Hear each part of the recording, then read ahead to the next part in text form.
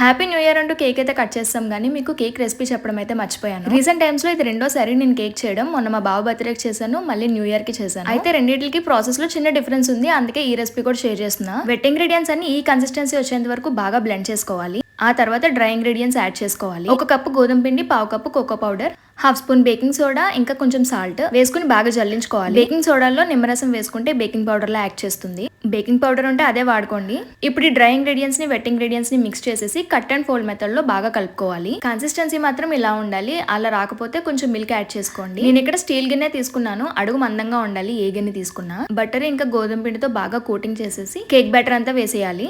Bake చేయడానికి మాత్రం aluminium గిన్నె తీసుకున్నాను. అందులో ఒక స్టాండ్ పెట్టేసి ఒక 5 నిమిషాలు ప్రీహీట్ చేసి ఇప్పుడు కేక్ బ్యాటర్ ఉన్న బౌల్ ని కరెక్ట్ గా సెంటర్ లో ప్లేస్ చేసుకోవాలి, అటు ఇటు వాల్స్ కంటుకోకుండా. ఈ లోపు చాక్లెట్ గెనాష్ రెడీ చేస్తున్నాను. కేక్ పైన ఫ్రాస్టింగ్ లాగా cocoa powder, dark chocolate, sugar ఇంకా మిల్క్ అంతే. క్వాంటిటీ అనేది కేక్ సైజ్ మీద డిపెండ్ అవుతుంది. నేను చేసేది చిన్న కేక్ కాబట్టి ఇలా తీసుకున్నా. అన్ని బాగా కరిగిన తర్వాత కొంచెం బటర్ వేసుకుని బాగా కలుపుకోవాలి. బాగా కరిగిన తర్వాత కూల్ డౌన్ చేయాలి. చల్లారిన తర్వాత ఇలా సిల్కీ టెక్స్చర్ తో చాలా బాగా వస్తుంది. ఈ లోపు నా కేక్ బేక్ అయిపోయింది, చల్లారిపోయింది కూడా. ఇంకా డిమోల్డ్ చేసేసాను.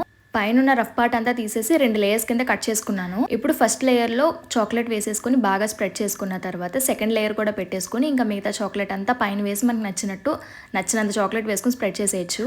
అంతే, కేక్ రెడీ అయిపోయింది. ఇంకా పైన టాపింగ్స్ లాగా ఈ ట్విన్ చాకో చిప్స్ వేసాను. నాకు పర్సనల్ గా చాక్లెట్ కేక్ అంటే చాలా ఇష్టం కాబట్టి 2 సార్లు కూడా చాక్లెట్ ఫ్లేవర్ ట్రై చేశాను. సెలబ్రేషన్ హడావిడిలో మేము కేక్ కట్ చేసేటప్పుడు సరిగ్గా వీడియో తీసుకోలేదు, ఫోటో తీసుకోలేదు. గుర్తొచ్చే టైంకి సగం కేక్ లేపేసాము.